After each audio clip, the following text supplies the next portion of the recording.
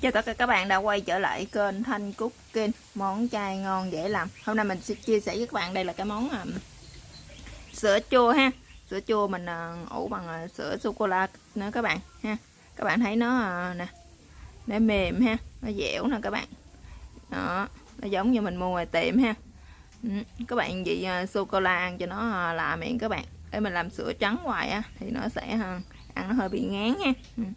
Các bạn thấy không? Nó rất là mịn luôn. Đó, cho nó dẻo nữa.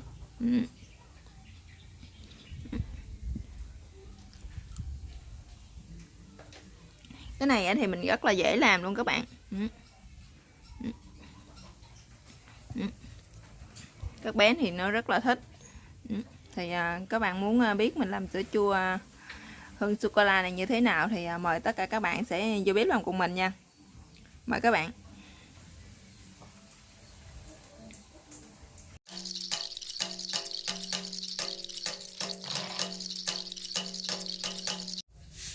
Các bạn đây là cái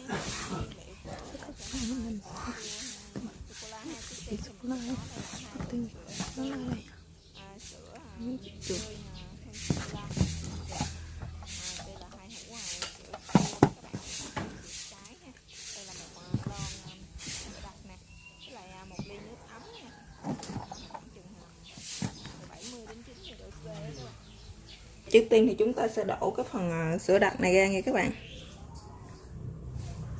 Mình sử dụng một lon sữa đặc ha. Các bạn có thể sử dụng tất cả các loại sữa đặc ha.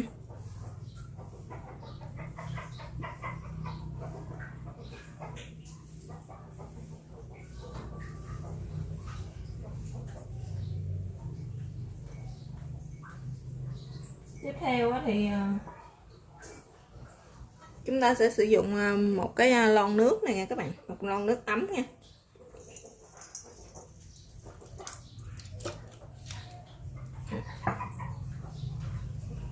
Thì các bạn sử dụng cái lon nước ấm này thì khoảng từ 70 đến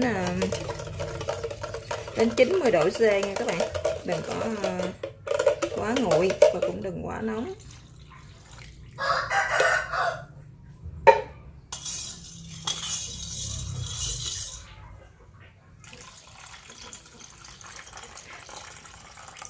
Một lon nước là tương đương với một cái ly này nè các bạn. Rồi kế tiếp thì chúng ta sẽ cho cái phần sữa này vô ha, sữa tươi sô cô la này vô.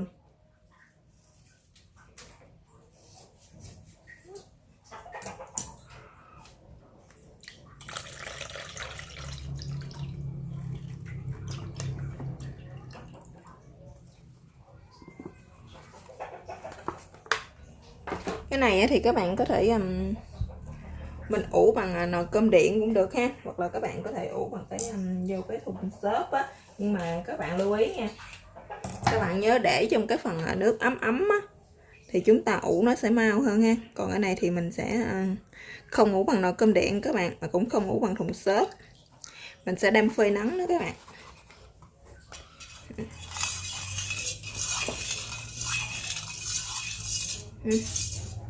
Bây giờ mình sẽ quậy cho nó tan cái phần sữa này ra nha. Đây thì các bạn sẽ bắt nó lên bếp ha. Các bạn để lửa nhỏ nhỏ thôi. Các bạn nhớ quậy cho đều tay. Khi nào sữa của mình nó vừa hơi sôi, hơi bắn tim lên lăn tăn là được đó các bạn. Bạn nhớ quậy cho đều tay nha.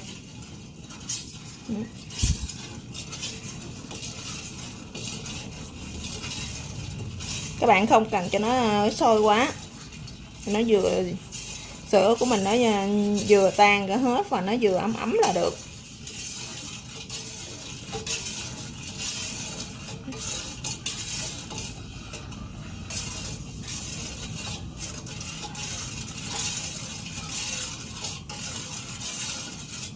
Cái này các bạn thì mình sử dụng là sữa nó có đường ha, cho nên mình sử dụng sữa đặc, nó cũng đã có sữa đặc có đường, với lại sữa tươi mà vị hương sô cô la các bạn.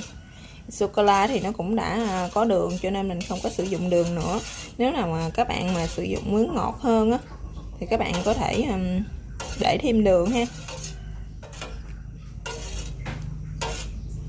Cái này thì của mình nó đã ngọt rồi đó các bạn.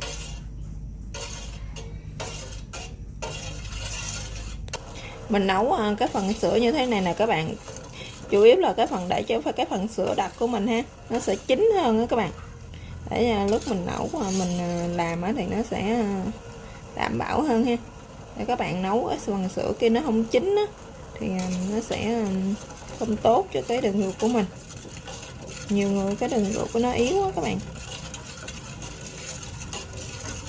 Nồi sữa của chúng ta nó đã nóng như thế này thì được rồi đó các bạn. Mình tắt bếp nha, thì chúng ta để cho nó nguội lại bớt. Chúng ta sẽ chuẩn bị một cái nồi khác ha. Chúng ta lượt nó nha các bạn. Mình lượt cho cái phần sữa của mình nó sẽ mịn hơn nha.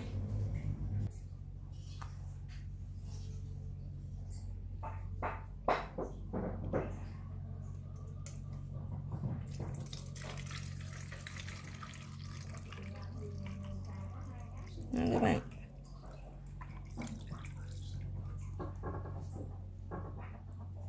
Lại cái phần mình sợ cái phần cặn á, để mình lượt cho nó trong hơn luôn các bạn.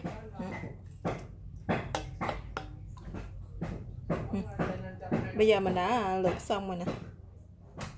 Rồi bây giờ thì nó đã nguội bớt rồi nè các bạn. Bây giờ mình sẽ cho cái phần sữa tươi chua, 2 cái hũ sữa cái này vô luôn ha. Các bạn quậy đều nó lên.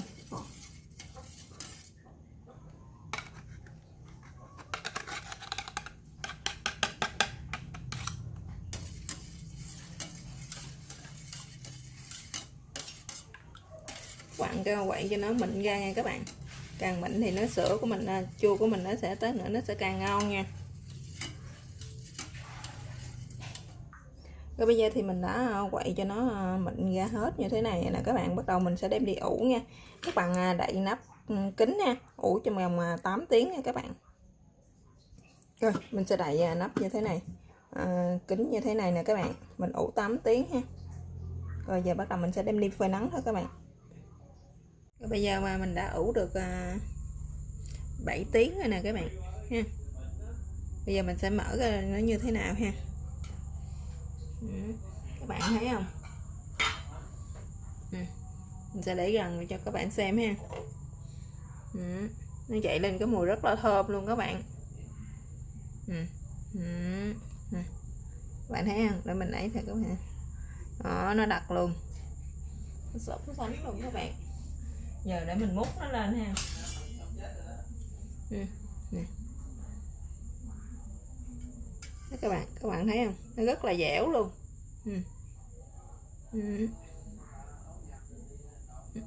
Rồi bây giờ chúng ta sẽ cho nó vô những cái hộp nha các bạn.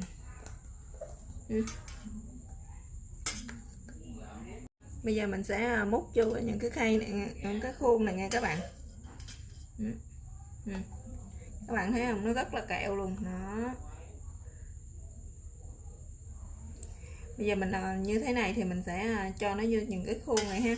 Mình sẽ cho vô ngăn mát tủ lạnh nha các bạn.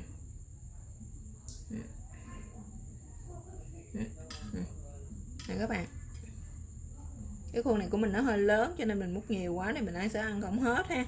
Mình sẽ múc ít ít như thế này thôi.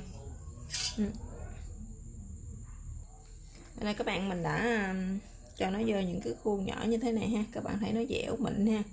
Nè, nó giống như người ta bán các bạn, rất là dẻo và nó mịn nữa các bạn. Bây giờ thì mình sẽ bây giờ cái món